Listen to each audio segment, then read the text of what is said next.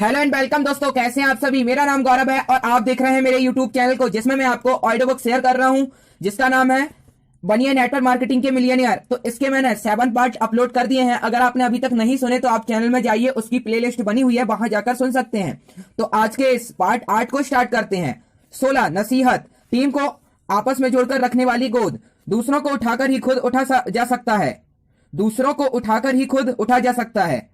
Network marketing आने से पहले मैं नसीहत शब्द के बारे में जानता भी नहीं था, पर अब मैं समझता हूं अगर आपने नसीहत के विचार को नहीं अपनाएंगे तो आप नेटवर्क मार्केटिंग के बिजनेस में रह नहीं पाएंगे। नसीहत सिर्फ एक सिद्धांत नहीं है, यह जीवन जीने का एक तरीका है और जिसे आपको अपने जीवन के हर घंटे इसका पालन करना चाहिए। मैंने अपने बिजनेस को बेहतर बनाने के लिए नसीहतों के सिद्धांत को सीखा। इससे नेटवर्क मार्केटिंग क्षेत्र के अलावा भी मेरी पूरी जिंदगी बदल गई। मैं तो कहूंगा कि आप अपनी जिंदगी में नसीहत को एक मार्गदर्शन मूल्य की तरह अपनाइए। इससे जिंदगी में नए दरवाजे खुलते हैं, नए दोस्त बनते हैं, बहुत सारा सुख एवं खुशी मिलती है।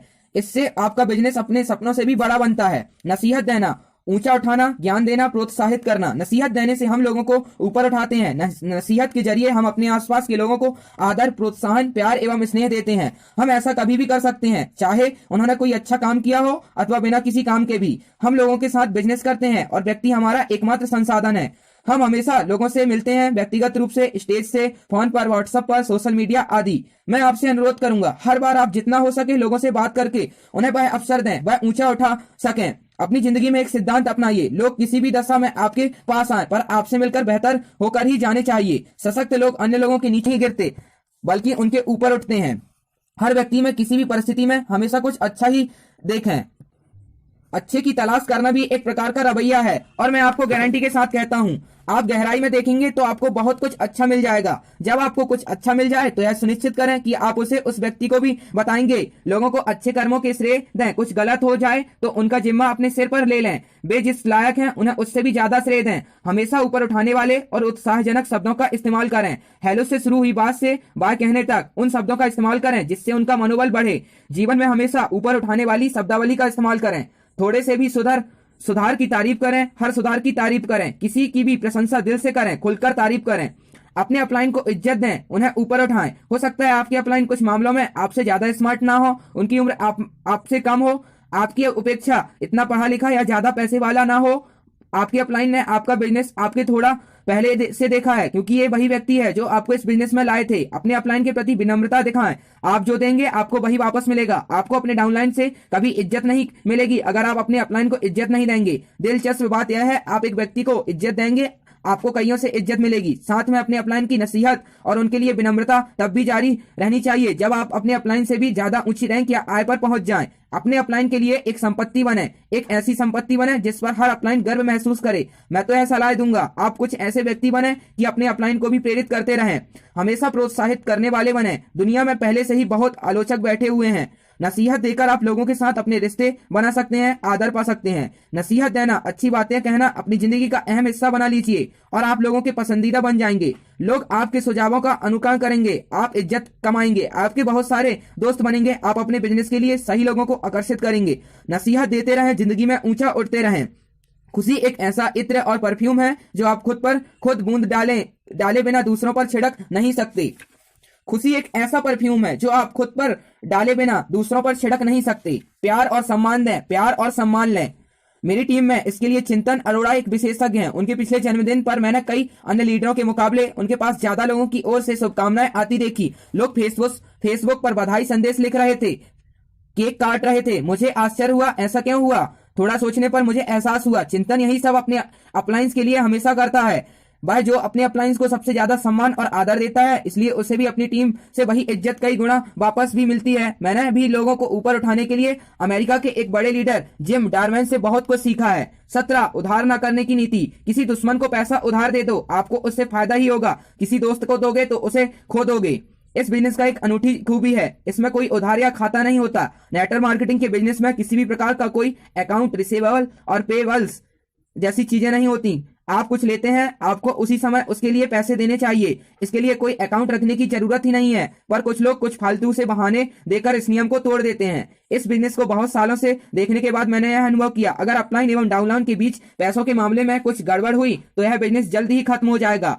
मैंने कई होनहार बिजनेस लीडर के हाथों से उनका बिजनेस जाते देखा है। इसका कारण है टूल्स, प्रोडक्ट्स, प्रोग्राम, टिकट, अन्य चीजों के लिए पैसा उधार लेना या देना। ऐसा करने के पीछे आपके कई कारण हो सकते हैं। वो सारे कारण आपको उचित भी लगते हैं, पर मैं दृढ़ता से आपको बताना चाहूंगा, किसी भी स्थिति में अपलाइन और डाउनलाइन को कभी किसी प्रकार का कोई लोन या उधार मत दीजिए, ना ही लीजिए। इस बिजनेस में किसी के पास भी अकाउंट बुक, खाता नहीं होना चाहिए। सारी पेमेंट साथ के साथ की जानी चाहिए। कोई भी कंपनी डिस्ट्रीब्यूटर को अपने उत्पाद उधार पर नहीं देती, तो आपको अपलाइन टीम के सदस्यों को किसी प्रकार का उधार क्यों दें। सारे टूल्स एवं प्रोग्राम, टिकटों की एक कीमत होती है जिसकी एडवांस में कीमत अदा की जाती है। तो क्यों कोई एक डिस्ट्रीब्यूटर प्रोग्राम के टिकट और टूल्स किसी को उधार पर दे, इसकी जरूरत क्यों है। सबसे बुरी बात यह है, जब यह होता है तो लगता है यह एक छोटा सा, ना बताने लायक या कोई नुकसान नहीं करने वाला काम है, पर थोड़े ही समय में यही काम लोगों के बीच गलत उम्मीदें पैदा करता है और इससे टीम में गलत संस्कृति पनपती है। हम डुप्लीकेशन के बिजनेस में हैं और गलत आदतों को दोहराने की आदत अच्छी आदतों को अपनाने से 10 गुना ज्यादा जल्दी लगती है।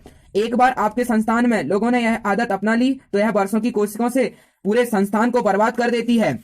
मैं आपको सलाह देना चाहता हूं, किसी प्रकार के कोई प्रोग्राम, टिकट, उत्पाद, टूल को किसी भी डिस्ट्रीब्यूटर को उधार मत दें।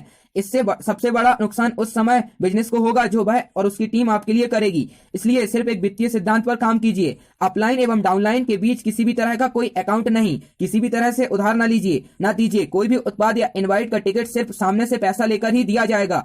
जब आप अपने सहकर्मी को पैसा उधार देते हैं तो आप अपना पैसा और सहकर्मी दोनों को खो देते हैं। अगर पैसा उधार दिया तो पैसा, लीडर, टीम और भविष्य का सारा बिजनेस खो देंगे। लोग मुझे सबसे तेज लीडर कहते हैं। मैं लोगों पर भरोसा करने में भी सबसे तेज हूं। यही कारण है कि मैंने टीम के कई सदस्यों को बहुत बार लोन दिया है। खासकर मेरे बिजनेस के शुरुआत के सालों में हर बार मैंने यह सोचकर लोन दिया कि इससे लोगों की मदद हो जाएगी, मैं उस व्यक्ति को टीम में बचाए रखूंगा। रोचक बात यह रही कि उनमें से अधिकांश लोग बिजनेस छोड़कर चले गए। काफी हानि भी हुई, मेरा पैसा गया, मेरी टीम गई, साथ ही वह बिजनेस भी जो टीम भविष्य में ला सकती थी। इसलिए मैंने बहुत मुश्किलों से यह पाठ सीखा कि अपने अपलाइन से कभी पैसा ना लें, अपने डाउनलाइन को भी कभी पैसा उधार ना दें। 18 बहुतों को स्पॉन्सर करो पर कुछ को ही चुनो।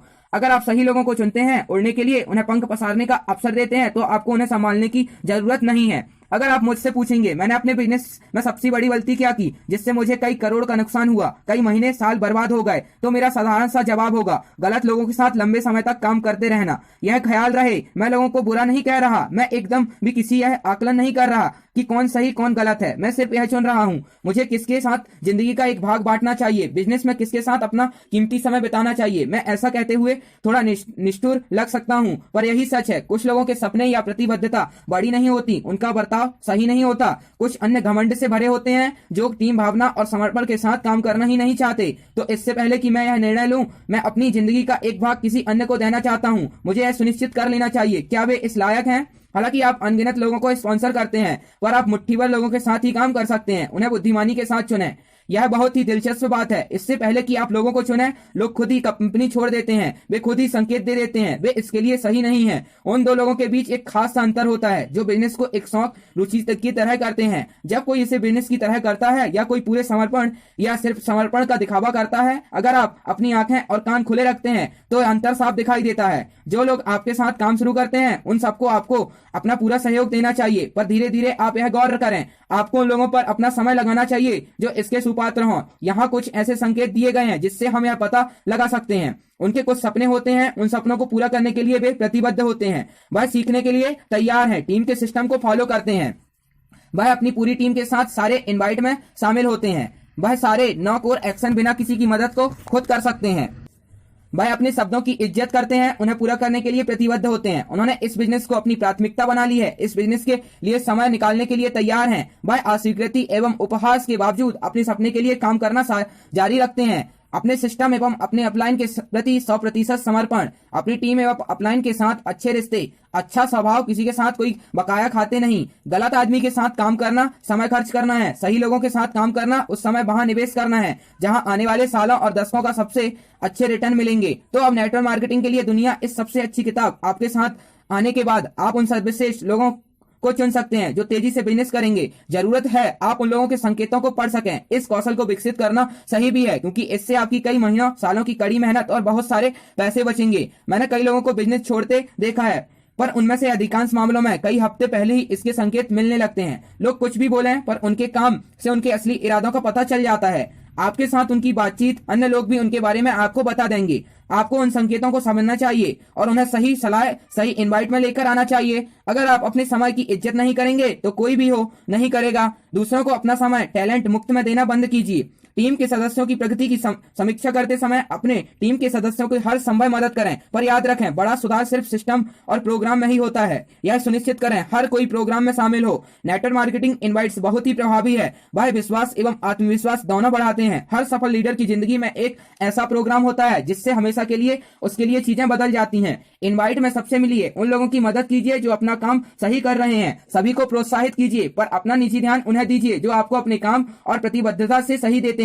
जब आप कुछ चुने हुए लीडरों के साथ काम करते हैं तो नए लीडरों की भी खोज, अपने कान और आंखें खुले रखें। आप जितने लीडरों को खुद से सिखाएंगे आपका संस्थान उतना ही बेहतर बनेगा। एक साथ कई लीडरों के साथ काम कीजिए, पर अपना समय विवेकपूर्ण तरीके से बांटिए। अपनी टीम को समय और कीमत पहचानने के लिए सिखाइए, उन्हें यह साबित करने के लिए प्रशिक्षित करें आपके समय के लायक हैं। जब आप सही लोगों की खोज में हैं तो याद रखें आप एक चुंबक हैं। अच्छे लोग सिर्फ अच्छे लोगों की ओर ही आकर्षित होते हैं। इसलिए अपनी निजी बढ़त के लिए लगातार काम करते रहिए। अच्छे में सर्वोत्तम बन जाइए। अच्छे लीडर आपकी ओर खींचे चले आएंगे। चील की नजर विकसित करें, खुद के लिए हीरा खोजें। इस यात्रा में आप अपनी पूरी जिंदगी में याद रखेंगे हम इस बिजनेस में जो भी कुछ करते हैं वह उन गिने चुने लोगों तक पहुंचाने के लिए करते हैं जो उनके जीवन इस बिजनेस को अच्छी जिम्मेदारी उठा सकें। एक महान टीम बनाने के लिए सर्वोत्तम विचार पाने के लिए मेरे सोशल मीडिया चैनलों से जुड़े रहें, फेसबुक, इंस्टाग्राम, यूट्यूब इत्यादि। सफलता एक सोची समझी अस्वीकृति है। मेरे अपलाइन मुबीन मोहम्मद कहना है कि किसी भी व्यक्ति को चुनने से पहले 1000 बार सोचें, पर एक बार जब आपने उस व्यक्ति को चुन लिया है फिर उसे सफल बनाने के लिए सब कुछ कीजिए। उन्होंने इसी सिद्धांत के दम पर इतना बड़ा संस्थान खड़ा किया। उन्हीं से सीखकर मैंने भी इसी गुण को विकसित किया और जब भी कोई ऊंचे सपने देखने वाला व्यक्ति मेरे पास आया है वह मेरे सिस्टम को 100% पूरा प्रतिबद्धता के साथ मानता है तो मैंने हर उस व्यक्ति को कुछ ही महीनों में मिलियनियर बनाया है।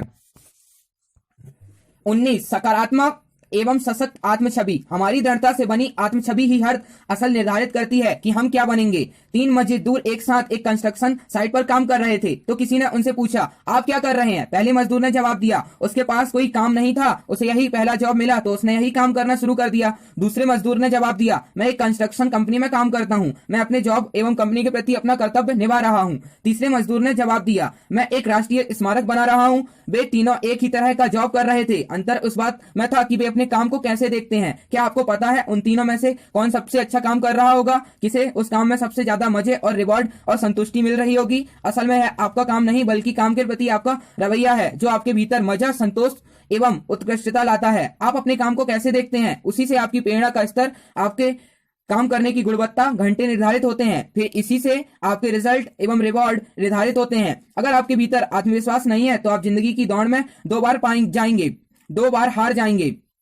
आप स्वयं के बारे में क्या सोचते हैं, आपका काम, किसी काम के प्रति आपकी भूमिका, आप उससे क्या खास कर रहे हैं, यह सारी चीजें मिलकर आत्म छवि बनाती हैं। लोग आपके एवं आपके बिजनेस के बारे में क्या सोचते हैं यह जरूरी नहीं है, जरूरी यह है आप अपने बिजनेस के बारे में स्वयं क्या सोचते हैं। अलग अलग प्रकार के लोग, उनके अनुभव एवं विचार भी अलग अलग होते हैं। जब आप इस नेटवर्क मार्केटिंग बिजनेस के लिए लोगों से मिलते हैं आप उनके अलग अलग विचार सुनते हैं। आप उन लोगों के संपर्क में भी आते हैं जो नेटवर्क मार्केटिंग एक बिजनेस ही नहीं समझते। ऐसे में अपने बिजनेस के शुरुआती दिनों में अगर आप ऐसी बातें सुन लें तो आपको भी अपने इस बिजनेस के बारे में शंका होगी। कोई भी अनसुलझी शंका से स्वयं के लिए आपके मन में नकारात्मक छवि बनेगी। इस नकारात्मक आत्म छवि के साथ आप कभी भी एक बड़ा बिजनेस नहीं बना पाएंगे। मैंने इस बिजनेस में कई लोगों को एक के बाद एक कई मीटिंग हो जाने के बाद भी बिना किसी परिणाम के संघर्ष करते देखा है। ऐसे अधिकांश मामलों में समस्या किसी उत्पाद, बिजनेस से संबंधित जानकारी या तकनीक में नहीं बल्कि आपकी खुद की छवि में होती है। कृपया इस बात को समझें, आपका बिजनेस आपकी जानकारी, कौशल के अलावा आपकी खुद की छवि एवं रवैये पर भी निर्भर करता है। आप जैसे हैं वो आपका आगे बढ़ने से नहीं रोक रहा है बल्कि आप क्या सोचते हैं, आप क्या नहीं, वो आपको रोकता है। मैं सबसे यही गुजारिश करूंगा इस बिजनेस में काम करने वाले सभी लोग एक सकारात्मक सशक्त छवि के साथ काम करें।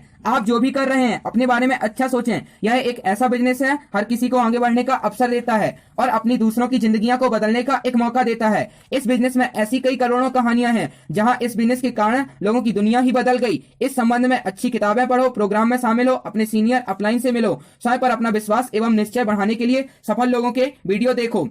अगर इतने सारे देशों में अलग अलग उम्र, लिंग, प्रोफेशन, शैक्षणिक योग्यता एवं आर्थिक पृष्ठभूमि वाले लोग दशकों से इस बिजनेस में सफल होते आ रहे हैं, तो आप क्यों नहीं अपने बिजनेस पर विश्वास रखिए, उसमें आत्मविश्वास के साथ आगे बढ़िए, अपने सपनों का जीवन बनाइए। आप ऐसे लोगों से जरूर मिलेंगे जिनके अलग तरह के विचार एवं दृष्टिकोण हैं। मैंने अपने बिजनेस के पहले दिन में विचार तथ्य में अंतर समझने की कोशिश की। तथ्य वह सामान्य सत्य है जिसके लिए प्रमाणित डाटा एवं भरोसेमंद सूचनाएं उपलब्ध हैं, पर विचार किसी का अपना निजी दृष्टिकोण होता है। कोई किसी व्यक्ति या बिजनेस के बारे में बिना किसी डाटा, जानकारी, सबूतों के बिना देते हैं। मैं इस बात पर पक्का यकीन करता हूं, हमें अपने निर्णय तथ्यों को सामने रखकर लेने चाहिए, ना किसी के विचारों को जानकर। इस बिजनेस के बारे में अधिकांश लोग के भी विचार भी रखते हैं, वह सत्य से परे होते हैं। सबकी सुने, तथ्यों की सही जानकारी लेकर ही किसी निष्कर्ष पर पहुंचे। आप ऐसे कई लोगों से मिलेंगे जो आपको कहेंगे उन्होंने यह बिजनेस किया, इसमें असफल रहे, उनका बिजनेस नहीं चला इत्यादि। कृपया यह समझें, एक कक्षा में अगर 100 विद्यार्थी होते हैं पर एक ही शिक्षक, एक ही जैसी किताबें, एक स्कूल, एक सिलेबस, यहाँ तक कि प्रश्न पत्र भी एक जैसा हो, पर हर किसी को अलग अलग अंक मिलते हैं, सभी इस बात को समझते हैं। इन सब कुछ चीजों के साथ एक व्यक्ति के अंक उसकी खुद की प्रतिबद्धता, कठिन परिश्रम, तैयारी पर निर्भर करते हैं। उसी तरह नेटवर्क मार्केटिंग किसी अन्य बिजनेस में सफलता उस व्यक्ति की क्षमता, तैयारी, प्रतिबद्धता, सिस्टम के अनुसार काम करने की इच्छा पर निर्भर करती है। आपको बिजनेस को समझना चाहिए, उसके सिद्धांतों और बिजनेस को खड़ा करने की तकनीकों पर महारत हासिल कर अपने बिजनेस के अनुसार पूरी ईमानदारी से काम करके स्वयं के साथ साथ अपने अपलाइन पर भी पूरा भरोसा करना चाहिए। यह याद रखें, आप उस चीज को बढ़ावा नहीं दे सकते जिसे आप अच्छा नहीं समझते। उत्कृष्टता तभी संभव है जब आप अपने और अपने काम के बारे में बहुत अच्छा सोचते हैं। अपने बिजनेस को अपनी सकारात्मक छवि के साथ विकसित कीजिए और फिर जादू देखिए। आप या तो अपने विश्वास से नीचे प्रदर्शन करेंगे या उसके बारे में, लेकिन आप कभी अपने विश्वास से ऊपर नहीं कर पाएंगे। अपने बिजनेस के बारे में ऊंचा सोचें। हम सारे सर्वोच्च नेटवर्क मार्केटर बहुत ऊंची आत्म छवि के साथ काम करते हैं, पर मैं अपने 3 दोस्तों से बहुत प्रभावित हूं जो इस काम को एक अलग ही मुकाम पर लेकर गए। उनके नाम हैं चंचल रस्तोगी, दुर्गेश त्रिपाठी और मोहित टंडन। इन तीनों की सफलता के पीछे इनकी खुद के प्रति, अपने बिजनेस के प्रति इनकी आत्म छवि का बहुत हाथ है। मुझे यह पता चल चुका है कि आप अपने बिजनेस के बारे में जो सोचते हैं वह आपके भीतर नहीं छुपा रहता, वह हर मीटिंग के आपके शब्दों एवं व्यवहार से झलकता है। 20 कस्टमर बेस बढ़ाना। डिस्ट्रीब्यूटर काम को करें गुणा बढ़ा देते हैं और ग्राहक काम में स्थिरता एवं गुणी डिस्ट्रीब्यूटर की एक लंबी पाइपलाइन देते हैं। डिस्ट्रीब्यूटर काम को कई गुना बढ़ा देते हैं, ग्राहक काम में स्थिरता एवं गुणी डिस्ट्रीब्यूटर की एक लंबी पाइपलाइन बना देते हैं।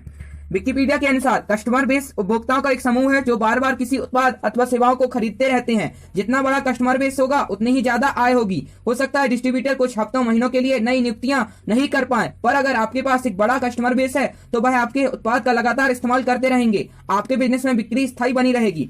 हर अच्छी एवं वैध नेटवर्क मार्केटिंग कंपनी के पास अच्छे उत्पाद एवं सेवाएं होती हैं जिसे बार बार खरीदा जा सकता है। ऐसी कंपनी जो अपने उपभोक्ताओं से पैसे लेकर उन्हें अच्छी सेवाएं उत्पाद नहीं देती, उन कंपनियों से दूर ही रहें। जो बिजनेस अपने उपभोक्ताओं की इज्जत नहीं करता वह लंबा नहीं चल सकता। अगर आपके बिजनेस का एक अच्छा हिस्सा आपके पुराने डिस्ट्रीब्यूटर एवं उपभोक्ताओं की फिर से उत्पाद एवं सेवाओं को खरीदने से आता है तो आपका बिजनेस स्थायी है। नीचे कुछ तरीके दिए गए हैं जिससे आप अपना कस्टमर बेस विकसित कर सकते हैं। अपने सारे उत्पादों का स्वयं भी इस्तेमाल करें। आपकी कंपनी जो भी बनाती है उसका इस्तेमाल अपने घर में जरूर करना चाहिए। अपने उत्पाद के बारे में अधिकतम जानकारी रखें। अपने उत्पाद के लिए जितनी ज्यादा जानकारी हो उतना ही ज्यादा आत्मविश्वास होगा। उत्पाद के बारे में हर संभव मौके पर बात करें, लेकिन एक आतुर सेल्स पर्सन बनकर नहीं, बल्कि एक संतुष्ट उपभोक्ता बनकर।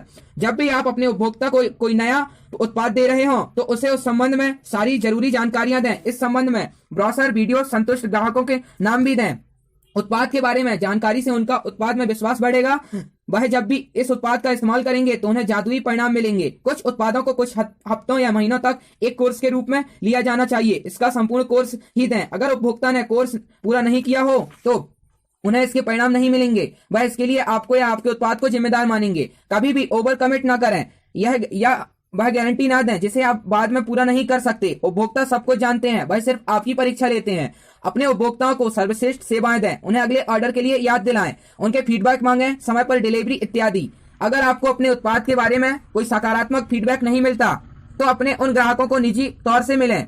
यही वह समय है जब आप हमेशा के लिए अपने उपभोक्ता का दिल जीत सकते हैं। अगर वह दूसरे शहर में है तो किसी को उनके वहां भोजन बेचने का बंदोबस्त करें या वीडियो कॉल करें। आप अपने ग्राहक से हमेशा संपर्क बनाए रखें, चाहे ग्राहक उस समय आपसे उत्पाद ले रहा हो अथवा नहीं। आपकी जब भी किसी उत्पाद के लिए अच्छी प्रतिक्रिया मिले तो उसे यथासंभव सभी ग्रुपों एवं प्रोग्रामों में शेयर करें। यह एक बहुत अच्छा अभ्यास है। आपके संतुष्ट ग्राहक आपके बारे में बात करते होने चाहिए।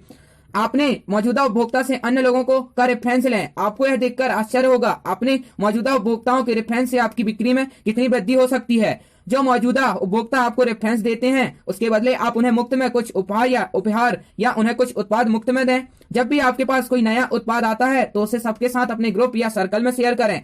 अपने उत्पादों के प्रचार के लिए सोशल मीडिया का इस्तेमाल करें। अपने उत्पादों सेवाओं के नंबर 1 फैन बने, उसे आप अपनी अधिकतम क्षमता तक प्रमोट करें। आपका कस्टमर बेस उत्पाद के स्वयं इस्तेमाल आपके उत्पादों को अधिक से अधिक लोगों तक पहुंचाकर आपको स्थायी बिजनेस देगा। आपके संतुष्ट उपभोक्ता धीरे धीरे आपके सहकर्मी भी हो जाएंगे। डिस्ट्रीब्यूटर को टीम बनाते हुए अपने कस्टमर बेस का पोषण करते रहिए। अपने बिजनेस को स्थायी और आगे बढ़ते रहना वाला बनाइए। अगर आप अपने उपभोक्ता का ख्याल नहीं रखेंगे तो आपका प्रतियोगी यह काम करेगा। अपनी पुनः खरीद को ना गवाएं। मैंने यह देखा है बहुत सारे लीडर नए सहभागियों की बहाली पर ही ध्यान केंद्रित रखते हैं। वह अपनी ट्रेनिंग में सिर्फ बहाली के बारे में बताते हैं। यह बुरा नहीं है, हमारे बिजनेस का मुख्य सिद्धांत भी है। पर अगर हम सिर्फ बहाली ही करते रहेंगे तो हम एक बड़ी पुनः खरीद मात्रा को 3 जगहों पर खो देंगे। सभी बहाली के करने के लिए तैयार नहीं होते। जब उन्हें पता चलता है यह बिजनेस सिर्फ उसी के लिए है तो वो लोग इसे छोड़कर चले जाते हैं। हमें बहुत सारा अतिरिक्त बिजनेस मिल सकता है अगर हमारी टीम के अपने सदस्य अपनी ही कंपनी के उत्पादों को अपने खुद इस्तेमाल करके लगातार खरीदेंगे। लगातार प्रोडक्ट के इस्तेमाल से हमारे सहभागियों और उनके परिवार का हम पर विश्वास बढ़ेगा। जब लोग हमारे साथ विश्वास के साथ काम करते हैं तो परिणाम बेहतर होते हैं। मैं अपने प्रिय मित्र विनोद सोलानन मोहनन और धन्यवाद देना चाहता हूं जिन्होंने पुनः खरीद की शक्ति में मेरे विश्वास को वाली और इंडोनेशिया में हमारी मीटिंग के दौरान मजबूती दी। तो इस तरीके से इसका जो भाग 2 था तो वो खत्म होता है। अब भाग 3 आने वाला है जिसका नाम है सफलता की प्रक्रिया। तो इसको मैं पार्ट 9 में कवर करूंगा। ये कैसा लगा आप कमेंट में बताइएगा और उनके साथ शेयर कीजिए जिनको आपको लगता है कि ये जो ऑडियो बुक है उससे सहायता मिलेगी तो उनको शेयर कीजिए। और आप ये ऑडियो बुक कभी भी सुन सकते हैं। अगर आप चल रहे हैं या गाड़ी में चल रहे तो तब भी सुन सकते हैं, या आप कुछ काम कर रहे हैं तो आप ईयरफोन लगा के सुन सकते हैं।